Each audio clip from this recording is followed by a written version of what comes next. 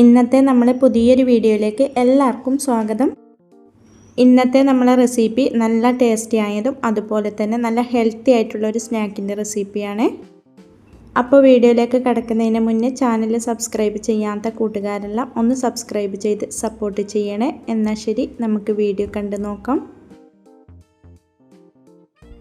അപ്പോൾ ഇതുണ്ടാക്കിയെടുക്കാൻ വേണ്ടി ഞാനിവിടെ 2 അച്ച് ശർക്കര എടുത്തിട്ടുണ്ട്. ഇനി ഇതിലേക്ക് നമുക്ക് 250 കപ്പിന് തന്നെ 1/2 കപ്പ് വെള്ളം ഒഴിച്ചു കൊടുത്തിട്ട് നല്ലപോലെ ഒന്ന് ഉരുക്കിയെടുക്കണം. ഫ്ലെയിം ഈ സമയത്ത് മീഡിയം ഫ്ലെയിമിലാണ് വെച്ച് കൊടുത്തിട്ടുള്ളത്. അങ്ങനെ ഇപ്പോൾ ഇതാ ശർക്കര നന്നായിട്ട് ഉരുകി കിട്ടിയിട്ടുണ്ട്. ഇനി നമുക്ക് ഫ്ലെയിം അങ്ങ് ഓഫാക്കി കൊടുക്കാം. ഈ സമയത്ത് തന്നെ ഞാൻ മറ്റൊരടുപ്പിലേക്ക് തൊലിയെല്ലാം കറുത്ത് നന്നായിട്ട് പഴുത്ത 2 മീഡിയം സൈസിലുള്ള നേന്ത്രപ്പഴം ഒന്ന് ആവിയിൽ വേവിക്കാൻ വേണ്ടി വെച്ചിട്ടുണ്ടായിരുന്നു. അത് നന്നായിട്ട് വെന്ത് കിട്ടിയിട്ടുണ്ട്. ഇനി ഇതിൻ്റെ ഫ്ലെയിം അങ്ങ് ഓഫാക്കി കൊടുത്തതിന് ശേഷം നമുക്ക് ഈ പഴത്തിൻ്റെ തൊലി മാറ്റിയിട്ട് ഒരു ബൗളിലേക്ക് അങ്ങ് മാറ്റി കൊടുക്കണം. ഇനി ഇതിൻ്റെ അകത്ത് ആ കറുത്ത ഭാഗമില്ലേ, അത് നമുക്ക് ഇതുപോലെ അങ്ങ് എടുത്ത് മാറ്റാവുന്നതാണ്.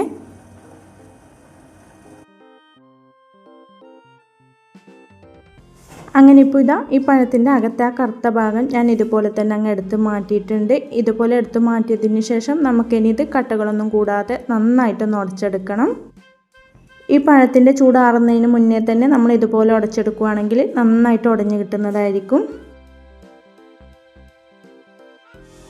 അങ്ങനെ ഇപ്പോൾ ഈ പഴവും നന്നായിട്ട് ഇവിടെ ഉടച്ചെടുത്തിട്ടുണ്ട്. ഇനി ഇതിലേക്ക് നമുക്ക് ചേർത്ത് കൊടുക്കേണ്ടത് 250 കപ്പിന് 1 കപ്പ് വറുത്ത പച്ചരിപ്പൊടിയാണ്. നമ്മൾ പത്തിരിക്കെല്ലാം എടുക്കുന്ന ആ ഒരു പൊടി, പിന്നെ 1/2 ടീസ്പൂൺ ഉപ്പും കൂടി ചേർത്ത് കൊടുത്തിട്ട് നല്ലപോലെ ഒന്ന് മിക്സ് ചെയ്ത് കൊടുക്കാവുന്നതാണ്. ഇനി നമുക്കിതിലേക്ക് കുറേശ്ശെ തിളച്ച വെള്ളം ചേർത്ത് കൊടുത്തിട്ട് നന്നായിട്ടൊന്ന് മിക്സ് ചെയ്ത് കൊടുക്കണം. വെള്ളം നമ്മൾ ഇതുപോലെ ചേർത്ത് കൊടുക്കുന്ന സമയത്ത് ഒരുമിച്ച് ചേർത്ത് കൊടുക്കേണ്ട, കുറേശ്ശെ ഇതുപോലെ ചേർത്ത് കൊടുത്തിട്ട് നല്ലപോലെ ഒന്ന് മിക്സ് ചെയ്തെടുത്താൽ മതി. നമുക്ക് കയ്യിലെടുത്തിട്ട് ഉരുട്ടിയെടുക്കാൻ പറ്റണം, ആ ഒരു പാകത്തിനായിരിക്കണം നമ്മൾ ഇതിലേക്ക് വെള്ളം ചേർത്ത് കൊടുക്കേണ്ടത്.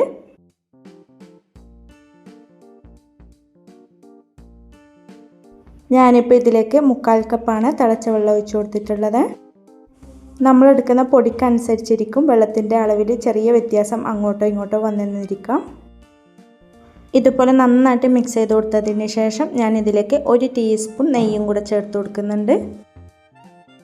ഇതുപോലെ 1 ടീസ്പൂൺ നെയ്യും കൂടെ ചേർത്ത് കൊടുത്തിട്ട് ഇതിൻ്റെ ആ വലിയ ചൂടൊന്ന് ആറിയതിന് ശേഷം നമുക്ക് കൈ വെച്ചിട്ട് കുഴക്കാൻ പറ്റുന്ന ആ ഒരു ചൂടാകുന്ന സമയത്ത് നമുക്ക് നന്നായിട്ടൊന്ന് കുഴച്ചെടുക്കണം. കൈ വെച്ചിട്ട് തന്നെ നല്ല പോലെ ഒന്ന് കുഴച്ചെടുത്താൽ മതി. അങ്ങനെ ഇതിപ്പോൾ ഞാൻ നന്നായിട്ടൊന്ന് കുഴച്ചെടുത്തിട്ടുണ്ട്. ഇനി ഇത് നമുക്ക് അവിടെ മാറ്റി വെക്കാവുന്നതാണ്. ഇനി നമുക്കൊരു പാൻ സ്റ്റൗവിലേക്ക് വെച്ച് കൊടുത്തിട്ട് നമ്മൾ നേരത്തെ ഉരുക്കി മാറ്റി വെച്ച ശർക്കരപ്പാനി ഇതുപോലെ ഒരു അരിപ്പയിലൂടെ അരിച്ചിട്ടങ്ങ് ഇതിലേക്ക് ചേർത്ത് കൊടുക്കാം. ശർക്കരയിൽ എന്തെങ്കിലും അഴുക്കുണ്ടെങ്കിൽ അത് പോകാൻ വേണ്ടിയാണ് നമ്മൾ ഇതുപോലെ അരിച്ചെടുക്കുന്നത്. ഇനി ഇതിലേക്ക് 250 കപ്പിന് തന്നെ 1/4 കപ്പ് ചിരവിയ തേങ്ങ ചേർത്ത് കൊടുക്കുന്നുണ്ട്. കൂടെ 1/4 ടീസ്പൂൺ ഏലക്കാപ്പൊടി, പിന്നെ 1/2 ടീസ്പൂൺ ചെറിയ ജീരകത്തിൻ്റെ പൊടി, 1/2 ടീസ്പൂൺ ചുക്കുപൊടി, ഇത്രയും ചേർത്ത് കൊടുത്തിട്ട് നമുക്ക് നന്നായിട്ടൊന്ന് ഇളക്കി കൊടുക്കാവുന്നതാണ്. ഫ്ലെയിം ഈ സമയത്ത് മീഡിയം ഫ്ലെയിമിലാണ് വെച്ച് കൊടുത്തിട്ടുള്ളത്. ഇനി ഈ ശർക്കരപ്പാനി നമുക്ക് ഇതിൽ കിടന്നിട്ട് നല്ല പോലെ ഒന്ന് വറ്റിച്ചെടുക്കണം. അങ്ങനെ ഇതിപ്പോൾ ഏകദേശം വറ്റിയിട്ടുണ്ട്. ഈ സമയത്ത് ഇതിലേക്ക് 1 ടീസ്പൂൺ നെയ്യും കൂടെ ചേർത്ത് കൊടുക്കുന്നുണ്ട്. ഇതുപോലെ നെയ്യും കൂടെ ചേർത്ത് കൊടുത്തിട്ട് വീണ്ടും നമുക്ക് നല്ല പോലെ ഒന്ന് ഇളക്കി കൊടുക്കാം. അങ്ങനെ ഇപ്പോൾ ഇതിപ്പം ഇതുപോലെ വറ്റി കിട്ടിയിട്ടുണ്ട്. ഇനി ഫ്ലെയിം അങ്ങ് ഓഫാക്കി കൊടുക്കാം. ഇനി ഇതുപോലെ ചൂടാറിയതിന് ശേഷം നമുക്ക് ഇതിൽ നിന്ന് കുറേശ്ശെ എടുത്തിട്ട് ബോൾ ഷേപ്പാക്കി ഒന്ന് മാറ്റിയെടുക്കാം.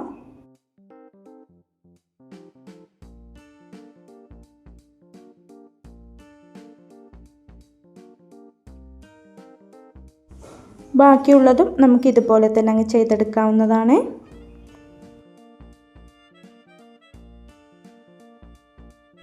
അങ്ങനെ ഇപ്പോൾ ബാക്കിയുള്ളതും ഞാൻ ഇതുപോലെ തന്നെ അങ്ങ് ചെയ്തെടുത്തിട്ടുണ്ട്.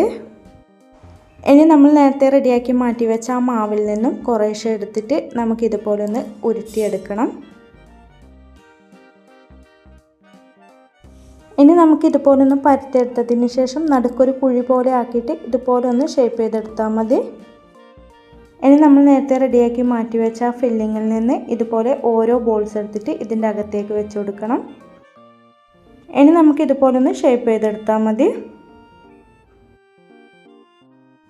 അങ്ങനെ ഇതിപ്പോൾ ഞാൻ ഇതുപോലെ ബോൾ ഷേപ്പ് ആക്കി എടുത്തിട്ടുണ്ട്. ബാക്കിയുള്ളതും നമുക്കിതുപോലെ ഒന്ന് പരത്തിയെടുത്തതിന് ശേഷം നടുക്കൊരു കുഴി പോലെ ആക്കി കൊടുക്കാം. ഇതിൻ്റെ അകത്തേക്ക് നമ്മൾ നേരത്തെ റെഡിയാക്കി മാറ്റി വെച്ച ആ ഫില്ലിങ് ഇതുപോലെ അങ്ങ് വെച്ച് കൊടുക്കാം.